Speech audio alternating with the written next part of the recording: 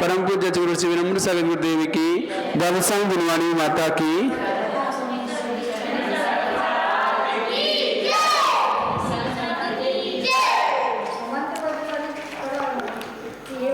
समंतबद्ध आचार का रत्नकांड स्वाव का चार वो प्रचलित में ज्यादा है। आचार्य उमा स्वामी का प्रचलन में हुआ, इसीलिए प्रचलन में कम आया। प्रकाशन यदि इसका भी हुआ होता अधिक तो ये भी प्रचलन में होता, ठीक है ना। इसीलिए इसको हम विशेष रूप से पढ़ रहे हैं। आगे कल हमने कहाँ तक समझ लिया था? कल हमने स्थितिकरण अंक के बारे में समझा था। आज इसके आगे स्थितिकरण के आगे क्या आता है? वात्सल्य। वात्सल्य अंक को हम समझते हैं। साधूनां साधुवृत्तीनां साकाराणां सधर्मिणां प्रतिपत्तिर यथा योग्यं तज्जीवत्सल्यमुच्यते।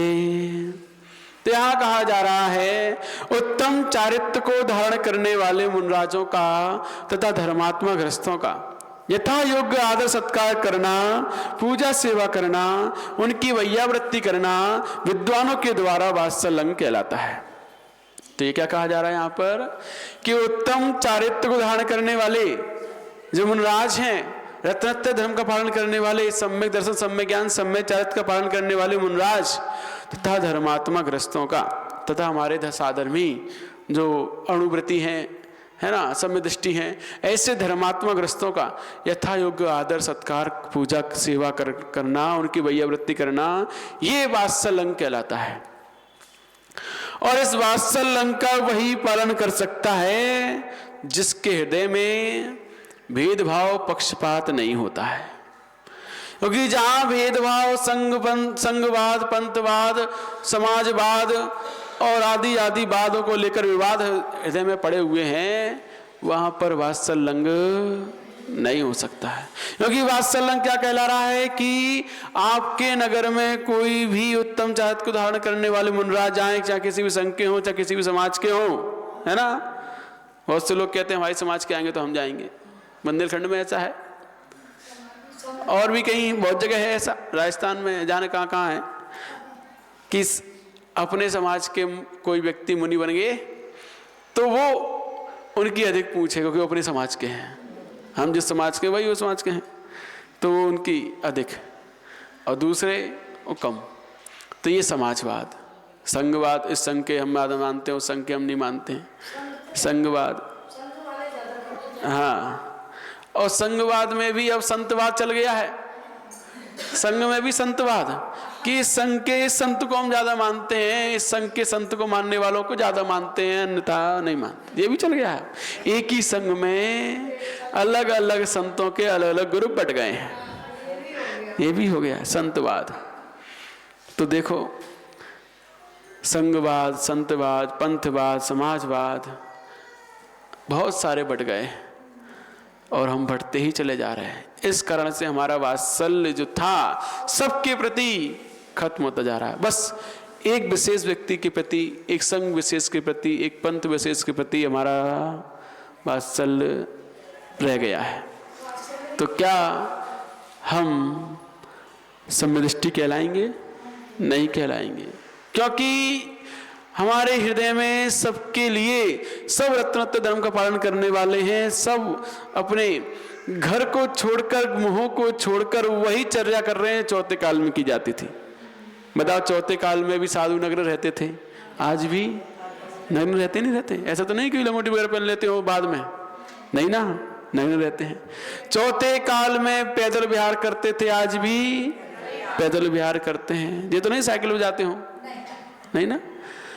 चौथे काल में साधु खड़े होकर आहार करते थे, आज भी खड़े होकर करते हैं। चौथे काल में साधु केसलोच किया करते थे, आज भी केसलोच करते हैं। चौथे काल में एक बार आहार लिया करते थे, आज भी। ये तो नहीं शाम को ले लेते हो, नहीं ना। चौथे काल में साधु अपने कर पात्र में हार किया करते थे, आज भी कर पात्र में करते हैं, यानी थाली वाली करते हैं नहीं ना। तो जो चर्या चौथे काल में थी वही चर्या आज भी साधु कर रहे हैं। फिर भी हम उनको में भेद डालकर अपने हृदय से रत्नत्रय के प्रति जो वात्सल्य होना चाहिए उसको मलिन कर देते हैं। यही मिथ्यात्व का कारण है, यही संसार वृद्धि का कारण है। तो इसीलिए यहाँ जो आचार्य उमा स्वामी मुनिराज कह रहे हैं कि उत्तम चारित्र को धारण करने वाले मुनिराजों का आदर सत्कार करना, पूजा सेवा कर उनकी वैयावृत्ति करना, यह वात्सल्य अंग कहलाता है। फिर ये नहीं देखना कि वो रत्नत्रय धारण करने वाले मुनिराज कहाँ से आए, उनके गुरु कौन से हैं, कौन के संग से आए, कैसे हैं, ये नहीं। हमने तो सिर्फ और सिर्फ यहाँ जो कहा है कि चारित्र को पालने वाले हों श्रेष्ठ, ऐसे मुनिराजों की हम बिना कोई पक्षपात भेदभाव के अपने हृदय से पूरा आदर सत्कार पूजा कर वैयावृत्ति कर हमें रत्नत्रय पाने की भावना करना, यही वात्सल्य अंग है। तो वात्सल्य अंग वही अपने जीवन में लागू कर सकता है जो बहुमुखी है, एक मुखी नहीं। एक मुखी वाला व्यक्ति तो बस एक ही ठीक है, बस जय, एक ही घाट का पानी पीते हैं है ना। एक मुखी वाले दूसरी घाट का पानी पसंद नहीं आता है। तो वो एक मुखी वाले कभी भी अनेकांत को स्वीकार नहीं कर सकते, और अनेकांत स्वीकार नहीं होगा तो एकांत में ही पड़े रहेंगे। क्योंकि एक को मानोगे एकांत है, सबको मानोगे तो अनेकांत है। अब एक को मानोगे तो आप निरंतर एकांत में रहकर हमेशा मिथ्यात्व की पुष्टि करोगे, सम्यक्त की नहीं। तो इसीलिए हमें अपने जीवन में सम्यक्त प्राप्त करना है तो उसके लिए बहुमुखी होना चाहिए। हर किसी को हमें निरंतर अपने हृदय से आदर सम्मान सत्कार करते हुए वैयावृत्ति करते हुए अपने जीवन में वात्सल्य अंग बिखेरना चाहिए। हमारे नगर में मुनिराज आते हैं तो अब उनको लेने जाना, उनको लेकर आकर उनको वसतिका देना, जहाँ उन्हें बैठना है वहाँ पाटा लगवाना आदि, उनके आहार करवाना, ये सब हमारा वात्सल्य अंग है मुनिराज के प्रति। कि वो आए हैं, उनको लेने गए, उनको वसतिका दी, कहाँ रुकना है वहाँ रुकने का स्थान दिया, पाटा आदि दिया, आहारचर्या आदि कराई, ये सब हमारा उनके प्रति भक्ति है, हमारी उनके प्रति वात्सल्य है। अब जब उनके प्रति हम वात्सल्य देते हैं तो हमें भी उनसे वात्सल्य मिलता है। जो दोगे वही मिलेगा, नहीं दोगे तो कुछ भी नहीं मिलेगा। तो इसीलिए हमें निरंतर इस प्रकार मुनिराजों के प्रति, चतुर्वेद संघ के प्रति अपनी सेवा भक्ति विनय आदि करते हुए वात्सल्य अंग को वृद्धि करनी चाहिए। यही सम्यक्त के लक्षण हैं। आगे इसकी गाथा में बतलाते हैं। आदरो व्यावृत्तिर्भक्ति चाटक्ति सत्कृतिस्तथा साधुषु कृति श्रेयोर्थी भिर्वात्सल्य मुच्यते। तो यहाँ कह रहे हैं कि मुनिराजों का आदर सत्कार करना, उनको उच्चासन देना, उनकी सेवा चाकरी करना, उनको नमस्कार करना, मिष्ट वचन कहना, भक्ति करना, चरण दबाना तथा उन पर आए हुए उपद्रवों को दूर करना, देश काल की अपेक्षा से आवश्यकता अनुसार उनका उपकार करना, उपचार कराना, ये सब वात्सल्य अंग है। ये सब वात्सल्य अंग है कि जब वो हमारे यहाँ आए हुए हैं तो उनका आदर सत्कार करो, उनको उच्चासन दो, जहाँ उन्हें बैठना है, जहाँ उनको हमें पहुँचाना है, उच्चासन देकर उनकी सेवा आदि करके हमारे जो कोई यथा योग्य सेवा हो तो बतलाइए, पूछिए। ये हमारा उनके प्रति वात्सल्य है। और उनको नमस्कार करके मिष्ट वचन कह के आप आए हमारे नगर में, हमारे भाग खुल गए, आपके आने से हम धर्म में अपना जीवन जीने लगे। पहले हम घर गृहस्थी में ही फंसे रहते थे, अब हम धार्मिक हो गए कुछ। तो ऐसे प्रकार से मिष्ट वचन कहकर उनकी भक्ति करना, चरण दबाना, उनके गुणों की आराधना करना, ये सब वात्सल्य अंग है। तो ऐसा जो करते हैं वही सच्चे सम्य दृष्टि है। वो ये नहीं देखते कि कौन कहाँ से आए, कैसे हैं, कौन के शिष्य हैं, कौन उनके गुरु हैं, क्या है वे हैं। नहीं। ये जो देखते हैं वो अभी सही मायने में अभी सम्यक्ति के लक्षण को प्राप्त नहीं हुए हैं, क्योंकि वहां आचार्य भगवान ने कहा है आपको तो वीतराग दिगंबर मुद्रा देखनी है, पीछे कमंडल देखना है और अपने धर्म का पालन करना है। फिर उसके पश्चात शुरुआत में तो इतना ही करना है, फिर उसके पश्चात आपको जमे तो आप जाओ, ना जमे तो मत जाओ। पहले तो ये मत देखो कहां से आए कौन आए, वो आएंगे तो जाएंगे तो नहीं जा रहे हैं, तो ये क्या हुआ।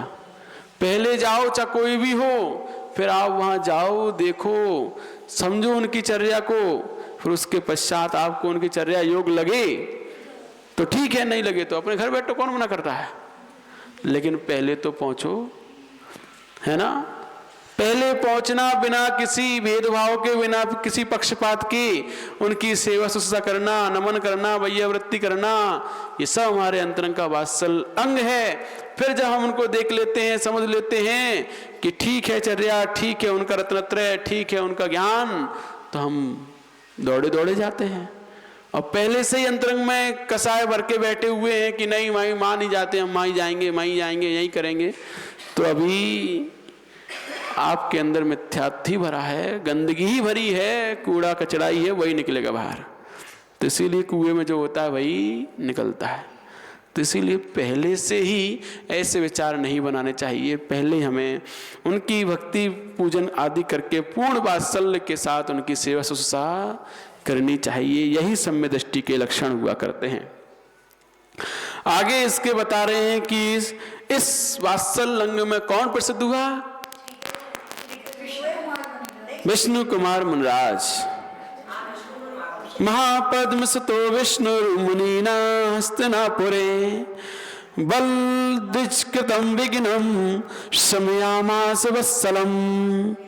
तो यहाँ कहा जा रहा है कि राजा महापद्म के पुत्र मुनिराज श्री विष्णु कुमार ने हस्तिनापुर नगर में बलि नाम के ब्राह्मण के द्वारा किए गए मुनीश्वरों के घोर उपसर को दूर करके उनके वात्सल्य का पालन किया था। तो वहां पर वो विष्णु कुमार मुनिराज ने ये नहीं देखा था कि मेरे संग के मुनिराज हैं कि दूसरे संग के मुनिराज हैं, किस संग के मुनिराज हैं, हम किसको बचाने जाएं, वो ये नहीं देख रहे थे। वहां ने तो देखा था रत्न तक उदाहरण करने वाले, मोक्ष मार्ग पर कदम बढ़ाने वाले महावीर जयंत भगवान की वाणी को हृदय में श्रद्धान करते हुए अपने घर के समस्त राजपाट वैभव ऐश्वर्य को छोड़कर परिसरों को सहन करने वाले मुनिराज हैं। बस ये देखा था। और उनकी स्थिति ऐसी हो रही है कि वह प्राणासन्न होने जा रहे हैं। वो धुएं से, जो धुआं मांस आदि मरे हुए जानवरों का, खराब खराब चीज़ों का बदबूदार धुआं चारों तरफ फैला दिया था। जहाँ जिस उद्यान में मुनिराज 700 मुनिराज रुके हुए थे, उस उद्यान के चारों ओर उसने घोर उपसर्ग किया था, यज्ञ किया था। यज्ञ कौन सा यज्ञ किया था?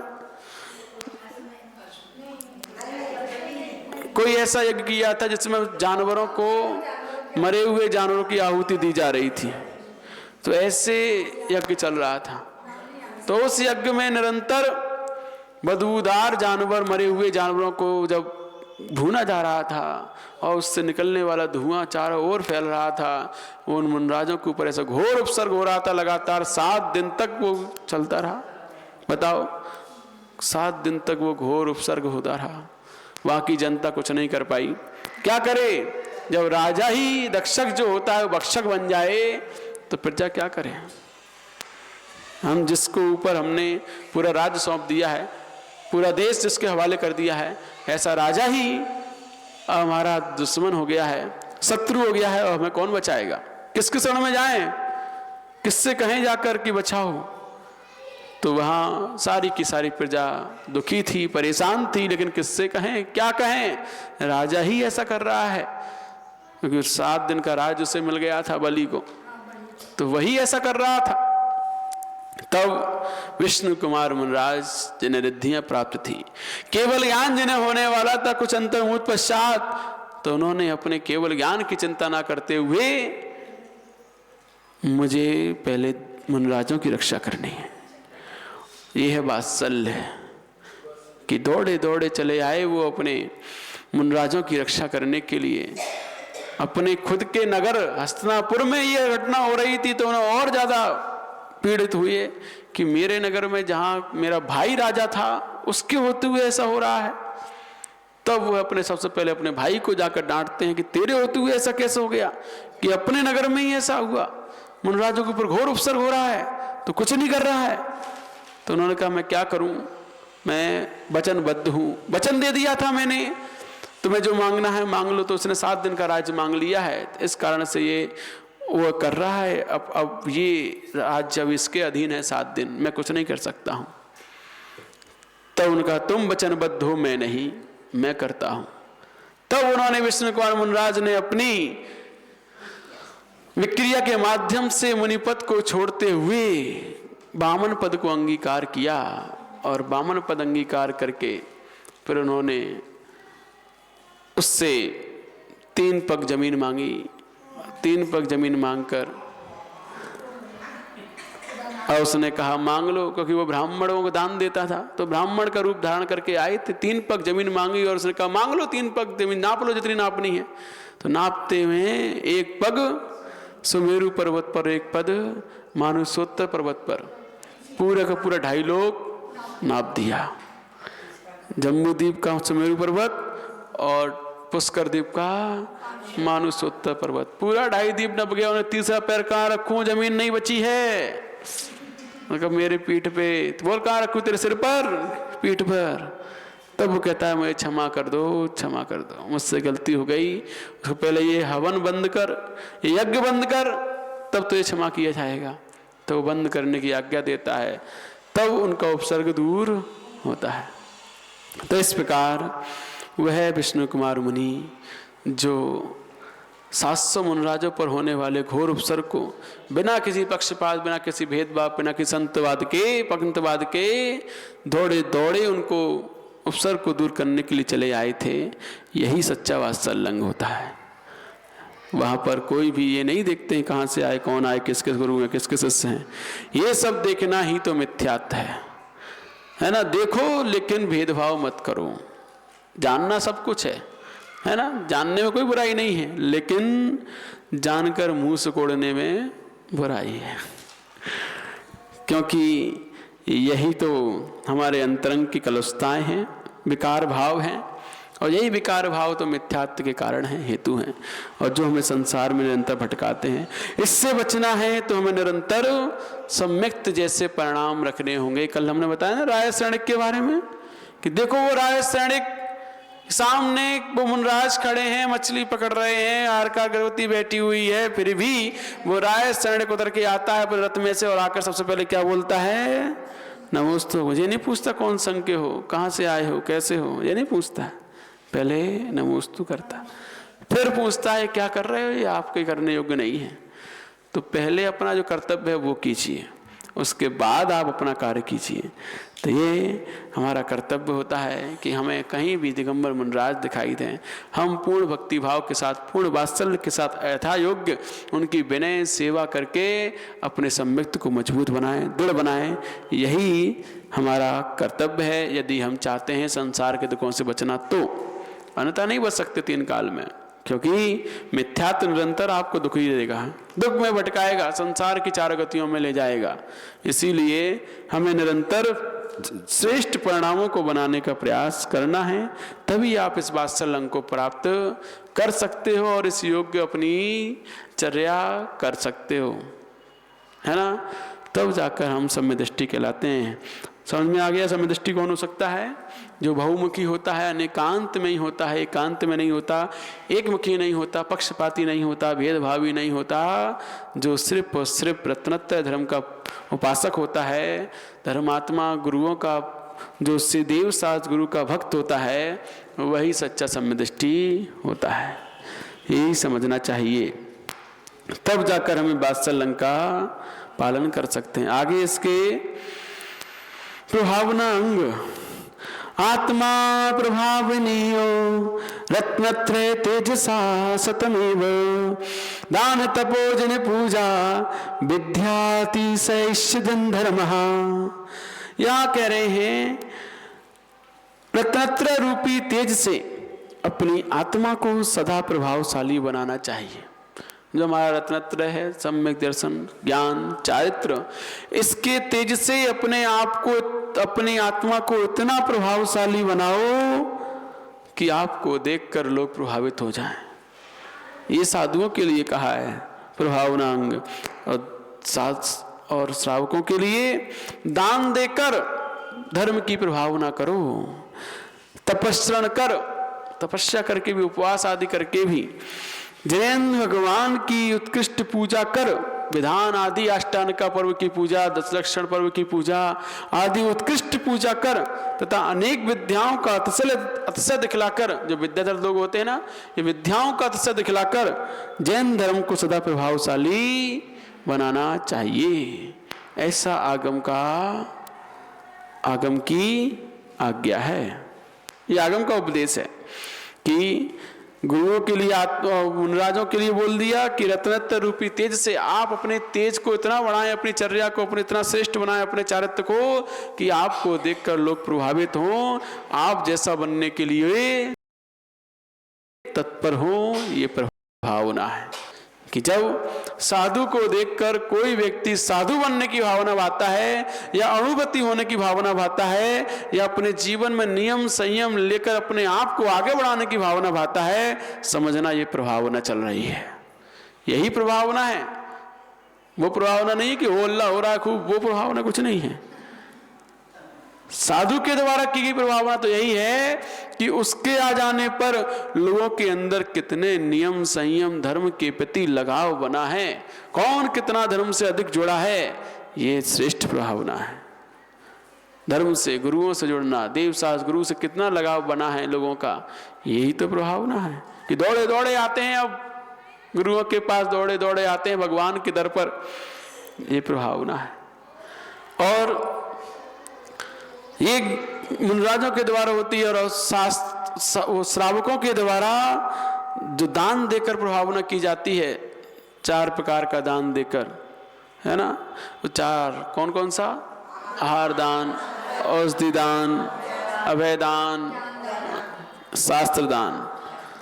ये 4 प्रकार का दान देकर जो जिन धर्म की, और साथ साथ 3 प्रकार का और कहा है, 7 प्रकार का दान है, 7 क्षेत्रों में दान दिया जाता है। तो उसमें एक, जहाँ तीर्थ यात्रा हो रही हो, कोई भी तीर्थ यात्रा निकल रही हो, मुनिराज कोमटेश की यात्रा पर जा रहे हो, शिखर जी की यात्रा पर जा रहे हो, तो उनकी यात्रा में सहयोगी बनकर दान देना, जिन यात्रा में सहयोग होना, जिन मंदिर का निर्माण हो रहा हो उसमें दान देना, और जिन प्रतिमा बन रही हो उसमें। तो ऐसे 7 क्षेत्रों में, 4 तो ये बता दिए, 3 ये, जो दान देकर जिन धर्म की प्रभावना करता है, उसकी महिमा को और अधिक बढ़ाता है, ये प्रभावनांग कहलाता है। तो सच्ची प्रभावना तो साधु किया करते हैं, जो अपने जैसा श्रावक को बना लिया करते हैं, ये सच्ची प्रभावना है। और ये निश्चय की प्रभावना है। और व्यवहार प्रभावना ये है कि जैन धर्म की महिमा को देखकर, जानकर उसे अपनाने के लिए लोग आतुर हों। अन्य लोग, जैनेतर लोग जाने जिन धर्म में क्या है, कैसा उसका व्यवहार है, कैसे लोग वहाँ होते हैं, कैसी उनकी चर्या होती है, तो जैन धर्म की जो अन्य लोग प्रशंसा किया करते हैं, ये प्रभावना है। कि जब हम कोई जुलूस निकाला करते हैं, जब हम बाहर निकलते हैं, तो देखते हैं कि जैन लोगों का जो जुलूस निकलता है, कितना शांतिपूर्वक, कितना सही तरीके से व्यवस्थित अनुशासन में जुलूस निकलता है, और अन्य लोगों का निकलता है तो कितना हो अल्लाह, कितना लड़ाई झगड़े के झंझट वहाँ होते दिखाई देते हैं। तो यही तो प्रभावना है कि हम कितने सही तरीके से, सुव्यवस्थित तरीके से, शांतिपूर्वक जिन धर्म की प्रभावना करते हुए आगे चलते जाते हैं, कहीं किसी प्रकार कोई विवाद नहीं होता। और दूसरे लोग निकालें तो वहाँ पुलिस फोर्स साथ में चलती, कोई दंगा फसाद ना हो जाए, तो भय रहता है, डर रहता है, इसीलिए कोई वो प्रभावना नहीं। प्रभावना यही है कि जैन लोगों का जुलूस है, कोई दिक्कत नहीं, निकल जाएगा। तो ये कहने का मतलब कि हम अपने आप को इतना अच्छा बनाएं कि हम जहाँ भी जाएं वहाँ जिन धर्म की प्रशंसा हो। हमने उस दिन बताया था ना कि लोग कहते हैं कि बाहर रात्रि भोजन का हम त्याग करते हैं, लेकिन बाहर की छूट चाहिए। तो यहाँ बताया था कि बाहर की छूट रख के आप क्या करोगे, प्रभावना की अप्रभावना? अप्रभावना, क्योंकि बाहर व्यक्ति यही जानता है जैन लोग रात में नहीं खाते, और तुम बाहर खा रहे हो और अपने आप को बता रहे हो कि हम जैन साहब हैं और रात में खा रहे हो। अजैनो अन्य जैनेतर आपके दोस्त हैं, उनकी शादी है, उनकी शादी में जाकर आप रात में खा रहे हो। तो ये हमारे यहाँ देखो, हमारे दोस्त जैन साहब आए, दोस्त आए हैं, ये खा रहे हैं, तो आप क्या कर रहे हो? प्रभावना की अप्रभावना? पहले के समय में शादियां होती थी तो बारात जाती थी तो उसमें लोग पूछ लेते थे कि इसमें कोई जैन साहब तो नहीं है, यदि हैं तो दिन में उनकी अलग से व्यवस्था है। और आज कहते हैं कि कोई दिक्कत नहीं, अपना तो चलता है। तो आज ऐसा कह देते हैं कि चलता है, कोई दिक्कत नहीं है, रात में कर लेंगे हम। तो हम प्रभावना कर रहे हैं कि अप्रभावना? ये अप्रभावना हो रही है कि देखो कैसे जैन है, ये सब रात में खाते हैं, सब खाते हैं, आलू प्याज सब खाते हैं, ये कैसे जैन है? क्योंकि जब आप कहीं भी जाओ बाहर, और बाहर जाने पर आपने ये कॉलम में भर दिया जैन फूड, तो आपको आलू प्याज लहसुन की चीज़ नहीं मिलेगी, बिल्कुल नहीं मिलेगी। एक बार ऐसा ही हुआ, किसी व्यक्ति ने बताया था कि वो बाहर गए हुए थे कहीं टूर पर, तो कंपनी बेचती है ना, सीमेंट वाली कंपनियां बेचती हैं, तो टूर पर भी गए हुए थे। तो उसमें एक जैन व्यक्ति थे, उन्होंने जैन फूड भरा था। तो जैन फूड भरा था, एक तरफ स्टॉल लगी थी जैन फूड की, एक तरफ स्टॉल लगी थी अदर फूड की। तो जैन फूड की स्टॉल लगी थी, तो जैन फूड वाला व्यक्ति वो वहाँ अपना उसने जैन फूड लिया, और इधर दूसरी तरफ अदर स्टॉल लगी हुई थी। तो व्यक्ति वहाँ से इधर आया और उसने प्याज का टुकड़ा उठाया। तो बीच में एक लड़की खड़ी हुई थी, उसने बोल दिया आपने ऑर्डर जैन फूड का दिया है, आप प्याज क्यों उठा रहे हैं? तुरंत टोक दिया उसने। तो सोचिए, बाहर विदेशों में भी पता है कि जैन लोग प्याज लहसुन नहीं खाते हैं, और हम वहाँ जाकर यदि खाते हैं तो प्रभावना करते कि अप्रभावना करते? तो अप्रभावना। इसीलिए बाहर तो कभी खाना ही नहीं चाहिए। या भले ही घर में 2 पक्के खा लो, नहीं खाने की नहीं कह रहे कि महाराज जी ने कह दिया खा लेना, लेकिन घर पे खाओगे तो अप्रभावना नहीं होगी। घर के लोग ही देख रहे हैं, लेकिन बाहर सब देख रहे हैं, जैनेतर देख रहे हैं, जैन नहीं है वो भी देख रहे हैं। तो इसीलिए बाहर तो हमें भूल कर भी ऐसे कार्य नहीं करने चाहिए जिससे जिन शासन की अप्रभावना हो। ध्यान रखना, तो है ना। लेकिन लोग यही कहते हैं जब भी नियम लेते हैं तो रात्रि भोजन का त्याग, लेकिन बाहर की छूट चाहिए। तो बाहर की छूट ही तो अप्रभावना कारण है ना। तो बाहर की छूट तो लेनी ही नहीं चाहिए, घर की छूट ले लो भले ही।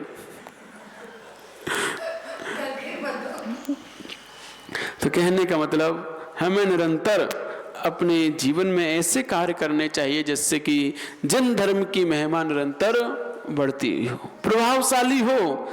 जिन धर्म निरंतर सदा प्रभावशाली बनता जाए, ऐसे कार्य ही हमें करना, ये प्रभावना अंग कहलाता है। और आगे इसके बाद में बताते हैं, शास्त्र व्याख्या विद्या नवद विज्ञान दान पूजा भी एक फलान अपेक्षा शासन सद्भावनम क्रियात।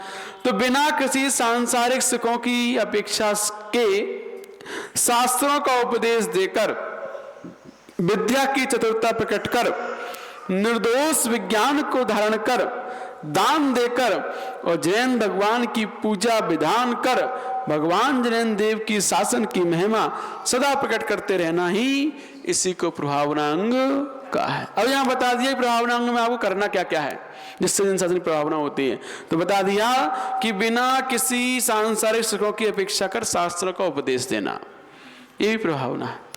अब मुनराज आपके नगर में आते हैं बिना किसी सांसारिक अपेक्षा के, क्योंकि अन्य लोग जो भी जाते हैं प्रवचन देने, कथा का वाचन करने, तो वो एक कथा सुनाने के 2-2 लाख, 3-3 लाख, 4-4 लाख, जितने भी पट जाए सौदा उतने लेके आते हैं। विद्वान लोग भी, अपने यहाँ के पंडित लोग भी वो भी जहाँ जाते हैं कथा सुनाने तो वो लेके आते हैं, है ना, प्रवचन करने जाते हैं तो ये प्रभावना का कार्य उद्देश्य नहीं है। प्रभावना वहाँ है जहाँ बिना किसी सांसारिक अपेक्षा के शास्त्रों का उपदेश दिया जाता है और उन शास्त्रों का उपदेश सुनकर लोग अधिक लालायित हों जिनवाणी सुनने के लिए। ये प्रभावना हो रही है कि पहले दिन 10 थे, दूसरे दिन 20 हुए, तीसरे दिन 40 हुए, तो ये क्या हो रही है? जिनवाणी की प्रभावना हो रही है। जिनवाणी को सुनने के लिए लोग आतुर हो रहे हैं, लालायित हो रहे हैं, तो ये जिनवाणी की प्रभावना है। तो इस प्रकार निरंतर बिना किसी सांसारिक सुखों की अपेक्षा के शास्त्रों का उपदेश देना, विद्या की चतुरता प्रकट करना, आपके अंदर जो विद्या है उस विद्या को बतलाकर जिन शासन की महिमा को प्रभावशाली बताना कि देखो जिन शासन में कैसे कैसे ज्ञान की भरमार है कि जिसको पढ़ने के बाद कोई भी अपने आप को सुखी बना सकता है, आनंद में रह सकता है, ऐसी अपनी विद्या की चतुरता प्रकट करना, उससे प्रभावना होती है। निर्दोष विज्ञान को धारण कर, अब निर्दोष विज्ञान को धारण करना, ऐसा विज्ञान, भेद विज्ञान जिसमें कोई दोष ना हो और लोग सब सुखी रहें, ऐसा विज्ञान को प्राप्त करना, दान देकर और जैन भगवान की पूजा विधान आराधना कर, जुलूस निकालकर, शोभा यात्रा निकालकर, विशेष पंच कल्याणक विशेष विधान आदि के द्वारा लोगों को धर्म से जोड़कर ये सब कार्य करना प्रभावना अंग कहलाता है। जिन शासन की महिमा को प्रकट करना, इन सब कार्यों से लोगों को जोड़कर जैन देव के शासन की महिमा को प्रकट करना ही प्रभावना अंग है। तो ऐसा कौन करते हैं? ऐसा श्रावक करते हैं। प्रभावना श्रावक करते हैं और साधना करते हैं, क्योंकि इस प्रभावना जो होगी वो श्रावक के माध्यम से होगी। कौन सी? व्यवहारिक प्रभावना। निश्चय प्रभावना तो साधु भी करते हैं, लेकिन व्यवहारिक प्रभावना श्रावक के माध्यम से ही होगी। वही व्यवस्था बनाएगा पंचकल्याणक की, वही व्यवस्था बनाएगा विधान की, वही व्यवस्था बनाएगा जुलूस शोभा यात्रा की, हर चीज की व्यवस्था श्रावक को बनानी होती है। साधु तो सिर्फ और सिर्फ उपदेश दिया करते हैं कि ऐसा करना चाहिए, ऐसे भगवान की आराधना करनी है, ऐसे हमें गुणगान गाने हैं, तो वो तो सिर्फ उपदेश देते हैं। प्रभावना कौन करता है? श्रावक। और श्रावक जब प्रभावना से जुड़ जाता है तो समझना जिन धर्म की महिमा निरंतर बढ़ती हुई होती है। साधु के माध्यम से श्रावक किया करता है, बिना साधु के श्रावक भी नहीं कर पाता है सही तरीके से। तो इसीलिए अब यहाँ बता रहे कि इसमें प्रभावना अंग में कौन प्रसिद्ध हुआ, तो दोनों प्रकार से। एक प्रकार से तो साधु जब जहाँ पहुँचते हैं उनकी चर्या, उनके ज्ञान, उनके उपदेशों को सुनकर लोग धर्म के प्रति आकर्षित होते हैं और धर्म से जुड़ते हैं, ये साधु के द्वारा प्रभावना है। और फिर उस साधु की महिमा को, जिन शासन की महिमा को संसार में प्रकट करना, फैलाना, विस्तार करना, जिन शासन की महिमा ये श्रावक के द्वारा की जाती है। तो इस प्रकार दोनों के द्वारा ही प्रभावना अंग किया जाता है। 8 अंग का पालन साधु और श्रावक दोनों ही किया करते हैं, बस अलग अलग अंतर है करने का। कोई किस प्रकार से करता है, कोई किस प्रकार से करता है। आगे कौन प्रसिद्ध हुआ? उर्मिलाया महादेव्या पूतिकस्य मही बुझा सेदनम राम मयामास मुनि ब्रज कुमार कहा। तो यहाँ कौन प्रसिद्ध हुआ? मुनि वज्र कुमार प्रसिद्ध हुए। किसमें? प्रभावना अंग में, उर्मिला के रथ को चलवाने में। उसकी कहानी इसमें नहीं है लेकिन हम बताते हैं। महाराज पूर्तिक नाम के राजा ने अपनी उर्मिला नाम की रानी के द्वारा किया गया भगवान जैन देव का रथोत्सव बंद कर दिया था, परंतु मुनिवज्र कुमार ने यह रथोत्सव बड़े धूमधाम से नगर भर में घुमवाया था और जैन धर्म की बड़ी भारी प्रभावना की थी। क्या हुआ था उस समय? उस समय यह हुआ था कि उर्मिला रानी, जो राजा पूर्तिक की रानी थी उर्मिला, और उसकी एक दूसरी रानी भी थी। एक रानी जैन धर्म को मानने वाली थी, एक रानी बौद्ध धर्म को मानने वाली थी।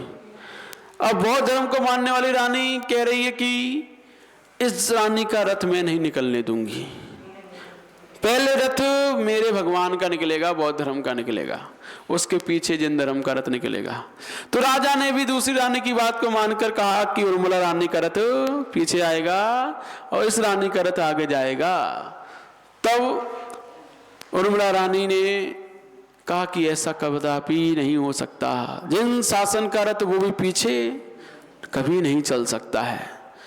तब वह रानी वज्र कुमार मुनि के पास पहुंची और उनके पास पहुंचकर उसने अपनी बात कही।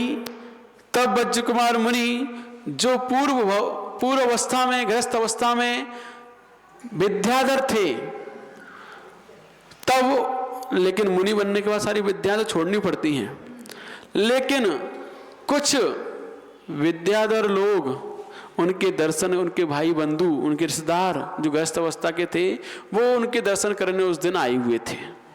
जैसे आज आष्टा के लोग आए हैं, ऐसे ही वो लोग आए हुए थे दर्शन करने के लिए, और दर्शन करने के लिए आए थे। तब उसी समय रानी उर्मिला मुनराज के दर्शन करने वहां पहुंची और अपना दुखड़ा रोया कि ऐसी ऐसी बात है, मुझे जिन धर्म का रथ आगे निकालना है, कभी मेरे जिन धर्म का रथ पीछे नहीं चलना चाहिए। भगवान आपके होते हुए आप कुछ करो जिससे कि जिन धर्म की अप्रभावना ना हो, सदैव उसकी प्रभावना हो, वो अपना रथ हमेशा आगे चलना चाहिए, आप कुछ करो। राजा ने मना कर दिया है, पीछे चलेगा।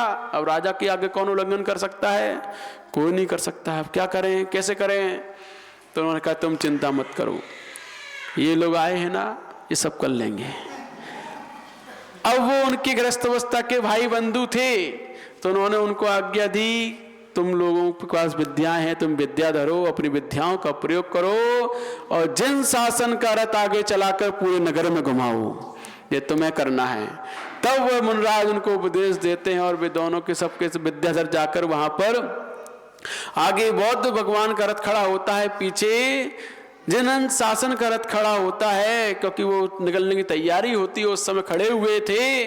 तो इतने में वो दोनों वहां पहुंचते हैं और उस जैन भगवान के रथ को यूं हवा में उठाकर यूं आगे रख देते हैं बौद्ध के रथ के आगे, और फिर पूरे नगर में वो रथ घूमता है पहले नंबर पर, पीछे पीछे वो चलता है। इस प्रकार जिन शासन की अतिशय महिमा को देखकर सब नतमस्तक हो जाते हैं कि देखो जिन शासन का रथ हवा में उड़कर आगे आकर खड़ा हो गया, ये जिन शासन का ही अतिशय है, उसकी महिमा है, जिनेन्द्र देव की महिमा है। तो राजा भी नतमस्तक हो जाता है और जिन धर्म को स्वीकार कर लेता है, और जहां राजा जिन धर्म को स्वीकार कर लेता तो प्रजा तो अपने आप ही कर लेती। यही प्रभावना है कि जिन धर्म को स्वीकार करवाना, उसके योग्य आचरण करवाना, जैसा जैन भगवान की आज्ञा है वैसा आचरण करने के लिए सबको उपदेश देना कि भाई ऐसा नहीं खाना चाहिए, ऐसा नहीं करना चाहिए, अपने आप को ऐसा रहना चाहिए, और वो स्वीकार करता है तो कम से कम जैन भगवान की आज्ञा तो मान रहा है। यही तो प्रभावना है।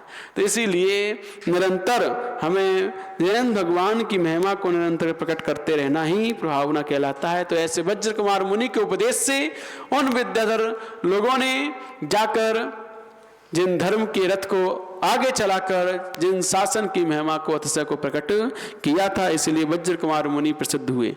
किया किसने? श्रावकों ने। उपदेश किसका?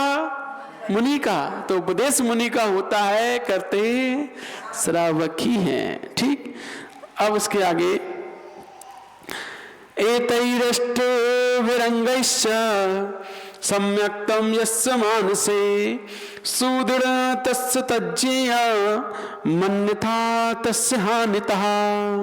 जो पुरुष अपने हृदय में ऊपर लिखे हुए 8 अंगों सहित सम्यक दर्शन को धारण करता है, उसी का सम्यक दर्शन दृढ़ समझना चाहिए। यही यदि वही सम्यक दर्शन अंगों से रहित हो तो फिर उसकी हानि भी समझनी चाहिए, क्योंकि ये 8 अंगों में से कोई भी एक अंग भी का पालन भी नहीं करता है तो उसकी सम्यक की हानि ही है, तो पूर्ण नहीं है, ये समझना चाहिए। जिस प्रकार हमारे शरीर में कितने अंग हैं? 8। ऐसे ही सम्यक दर्शन के भी 8 अंग हैं।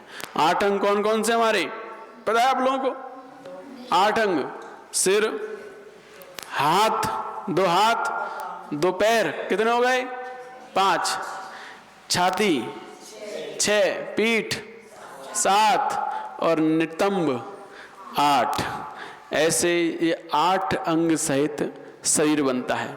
और ये 8 उपांग हैं, उंगली, नाक, कान, नाक आदि आदि, ये सब उपांग कहलाते। तो 8 अंग 8 उपांगों से मिलकर शरीर बनता है। ऐसे ही 8 अंगों से मिलकर सम्यक दर्शन पूर्ण होता है। एक भी अंगहीन है तो शरीर कैसा कहलाता है? विकलांग, अपंग कहा जाता है।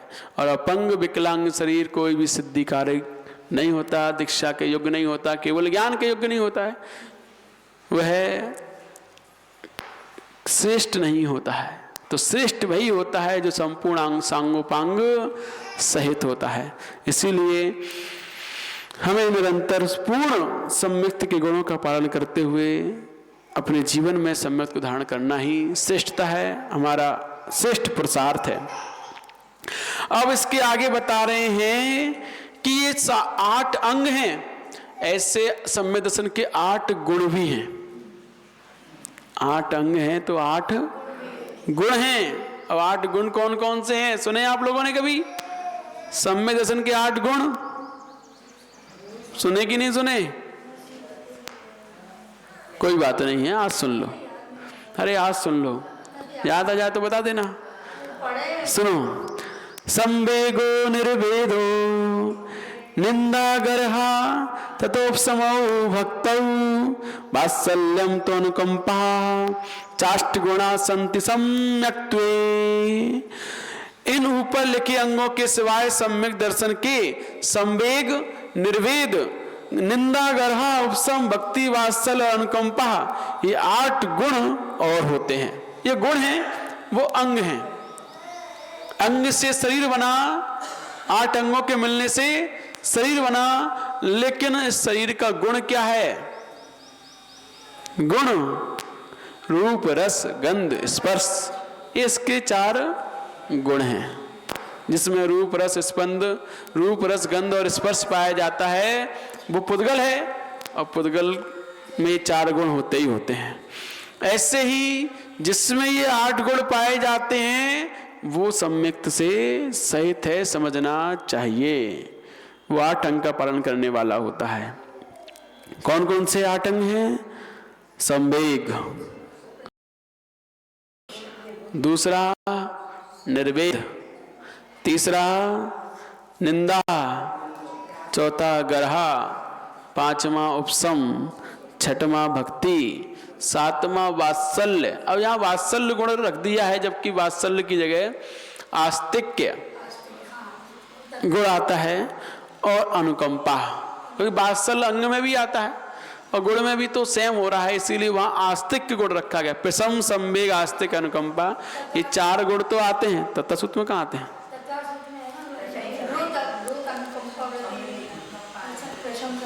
प्रसम, संवेग, आस्तिक, अनुकंपा, ये 4 गुण तो पढ़ने मिलते हैं। लेकिन 8 गुण आचार्य स्वामी ने बतलाए हैं, तो उसमें उन्होंने वात्सल्य को गुण में रखा है, आस्तिक को हटा दिया है।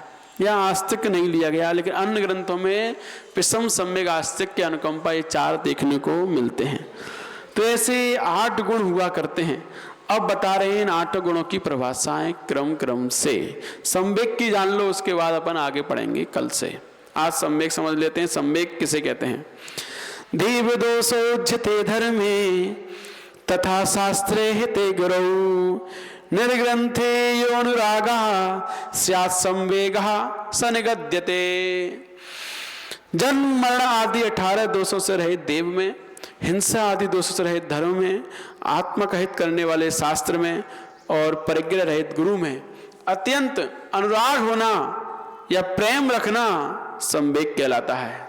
ये संवेग है कि देव, शास्त्र, गुरु में अत्यंत अनुराग, अत्यंत प्रेम, लगन होना, या फिर धर्म और धर्म के फल में हर्षित होना संवेग कहलाता है। ये संवेग गुण का लक्षण है कि जो व्यक्ति धर्म को बढ़ता हुआ देखकर, धर्म के फल को प्राप्त होता हुआ देखकर कि इसने पूजन किए, विधान किया, इसने जाप, आराधना, उपवास की, इसके फल से आज यह व्यक्ति मुनिराज है, आज यह व्यक्ति रत्न को धारण किया हुआ है, आज यह धन संपन्न वैभव से समृद्ध है, तो धर्म धर्म के फल दोनों को देखकर अपने हृदय में आनंदित होना, ये सम्वेग भावना है, ये सम्वेग गुण है। जो सम्वेग भाव विस्तार है सो क्या पढ़ते हैं आप लोग 16 कण भावना में, 16 कण भावना में सुरग नरकपति। तो कहने का मतलब यहां पर यह है कि जो संवेग गुण को अपने जीवन में धारण करता है वह 16 कण भावना की एक भावना को भी भाता है, संवेग भावना। तो उस भावना को भाने से वह तीर्थंकर प्रकृति का बंध भी कर सकता है। ये सम्यक गुण भी है और एक संवेग भावना भी है।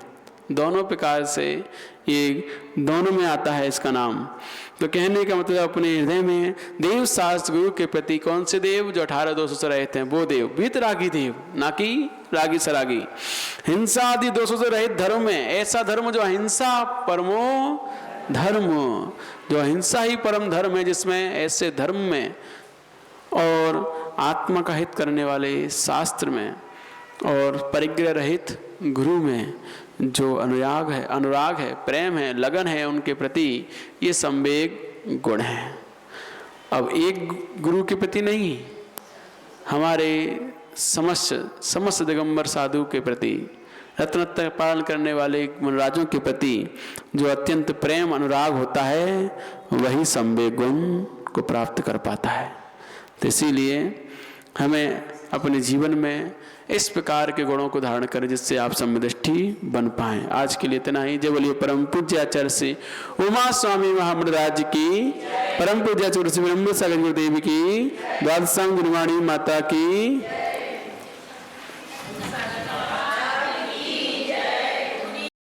परम पूज्य आचार्य गुरुवर श्री उमा स्वामी महामृराज की, परम पूज्य आचार्य गुरुवर श्री विराग सागर गुरुदेव की, परम पूज्य आचार्य गुरु श्री विनम्र सागर गुरुदेव की, द्वादशांग गुरुवाणी माता की।